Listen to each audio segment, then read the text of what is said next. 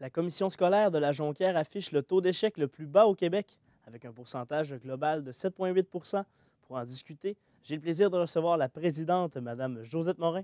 Bonjour, Mme Morin. Bonjour, Raphaël. On sait que c'est beaucoup d'efforts réussir à avoir une aussi belle statistique. Comment vous êtes senti lors de l'annonce de ce résultat? Mais d'abord, on a eu l'annonce, on était en comité du plan stratégique, puis là, on connaît notre résultat, 7,8. On nous dit qu'au niveau du réseau public, c'est 20,1 Puis ensuite, au niveau, l'ensemble du Québec, ça veut dire qu'il comprend aussi les écoles privées, là c'était 17,4. Bien, on a dit, on est dans les premiers, c'est certain, mais on ne savait pas qu'on était les premiers. C'est qu'on a eu un souper au centre de formation professionnelle avec des Bretons qui venaient pour la persévérance scolaire. Et c'est M. Michel Perron, qui est du groupe ECOP, essentiellement du cégep. Il dit, vous êtes premier, Josette? Bien, j'ai dit, je ne sais pas. Et c'est lui qui l'a annoncé officiellement parce que lui avait eu toutes les comparaisons avec les autres commissions scolaires. Alors, c'est une belle surprise. D'être premier, ça représente quoi concrètement pour une commission scolaire? Je peux vous dire que c'est, et surtout de la façon dont on est reconnu là, par l'ensemble du milieu, je peux vous dire que c'est une belle tape sur l'épaule. Ça veut dire on continue, ça veut dire que les efforts qu'on a investis jour après jour, année après année, parce que ça fait plusieurs années que les 4 commissions scolaires de la Jonquière, on travaille à la persévérance scolaire. C'est vraiment identifié dans notre région. Il s'est reconnu provincialement. On a toujours été un peu dans le peloton de tête aussi, là, mais ça fait du bien. Quels sont justement les efforts qui ont été faits pour améliorer cette statistique-là? Bien, c'est que, en tout cas, c'est que depuis l'arrivée des jeunes au préscolaire, on les accorde pour tout de suite dépister les difficultés. Ensuite, ça se continue au niveau primaire. On fait un arrimage entre le primaire et le secondaire. Et au niveau secondaire, on a 3 écoles secondaires. Alors, on retrouve à l'école secondaire Kenogami, c'est le programme, le PEI, Programme d'éducation internationale. Polyvalente Jonquière, on a Arts et métiers de la Seine. À l'école Arvida, on a sport, arts, études. Puis, ceux qui font partie de ces programmes particuliers-là, c'est sûr que c'est de la motivation. Ça prend de la motivation. Il faut aimer ça pour venir à l'école. Bon. Et ceux qui sont au régulier, on a intégré, on appelle ça des centres d'intérêt. Ils ne sont pas nécessairement aussi impliqués que ceux qui sont dans des programmes particuliers, mais ils ont une passion qu'ils peuvent développer à l'école. Maintenant, pour maintenir ce niveau d'excellence-là, quels sont les efforts là, qui vont être à faire? Parce que justement, c'est une chose d'avoir réussi, maintenant pour le maintenir. C'est sûr que le défi, c'est le maintien. C'est pas peu dire que c'est un défi parce que ça, c'est les résultats de 2009-2010, c'est les derniers résultats du ministère.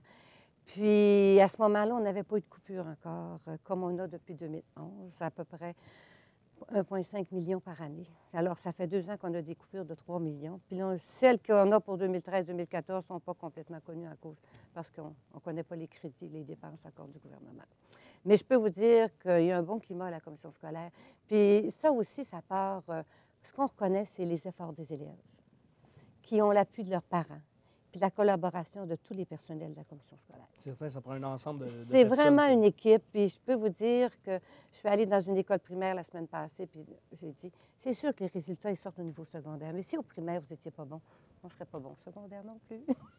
En 2006-2007, la statistique tournait plutôt autour de 14 Oui, oui. Comment expliquer une telle amélioration? Donc, on parle Bien, quand même c'est d'une ça. diminution de C'est 7 toutes les mesures qui ont été prises, puis on travaille au niveau régional, puis il y a un programme qui s'appelle un plan d'action pour la valorisation des enseignants. C'est tous les gestes comme ça qui font qu'on peut s'améliorer. Quelles répercussions ça peut avoir une note comme ça sur le travail des enseignants dans la vie de tous les Je jours? vous dis que c'est une belle valorisation. C'est certain, une valorisation. On ne peut pas passer à côté du budget, du dernier budget Marceau. Vous avez parlé des coupures, des coupes tout à l'heure dans le dossier des commissions scolaires. Donc, comment ça va affecter là, le rendement cette année des telles coupes, encore une fois, annoncées par le Ça n'a gouvernement? pas été facile de préparer cette année-ci parce qu'il a fallu réorganiser des services, il a fallu faire la différence. D'abord, là où il y a toujours des surprises ou des ajouts, c'est pour les enfants qui sont en difficulté. Alors, on fait une étude très pointue pour le besoin des enfants, puis bien souvent, en cours d'année, il faut rajouter des services supplémentaires, complémentaires. L'année passée, on a fait vraiment un tour d'organisation, puis on a aussi le vérificateur général qui nous demande de couper dans le perfectionnement, de couper dans les déplacements, puis une personne sur 2 au niveau administratif qui doit quitter. On a fait un bon ménage là-dedans. On pensait d'avoir fait le tour, mais là, je ne sais pas. On vous dit, moi, j'ai une réunion en fin de semaine à Québec, puis je ne sais pas comment on va s'organiser. Justement, depuis 2 ans, là, vous coupez Je vous dis, ça fait 3 millions là, dans 2 ans. partout, justement. Donc, maintenant, qu'est-ce qui reste à faire? Là, parce que... On a encore une partie du surplus, là. qui est cumulé. Mais à part ça, je vous dis, là, tout le monde pense à ça, mais les solutions ne sont pas trouvées. Le gouvernement a dit que que le service aux élèves ne sera pas touché par ces coupes-là. Vous travaillez dans le milieu depuis longtemps. Est-ce que vous croyez que le gouvernement a raison de dire ça? Non. Là, nécessairement, là, comme cette année, on a fait un gros effort au niveau de l'adaptation scolaire. On a regroupé nos services justement pour que nos professionnels soient ensemble, qu'ils voyagent moins, puis tout ça.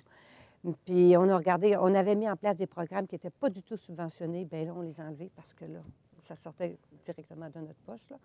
Après ça, on a des programmes qui sont partiellement subventionnés. Bien, on a fait de la réorganisation. Mais puis on a qui sont totalement subventionnés. Mais là, puis ils nous parlent d'ajouter des professionnels, mais on ne sait pas si on a de l'argent pour aller avec ça. Je vous dis, là, c'est vraiment un casse-tête, là. En terminant, rapidement, est-ce que vous croyez que le gouvernement a tenu ses promesses dans ce dossier-là? Bien, je pense que la valorisation des codes publics n'est pas là-dedans, là. Merci beaucoup, Mme Morin. Ça m'a fait plaisir. C'est ce qui complète cette entrevue. Merci beaucoup. On se retrouve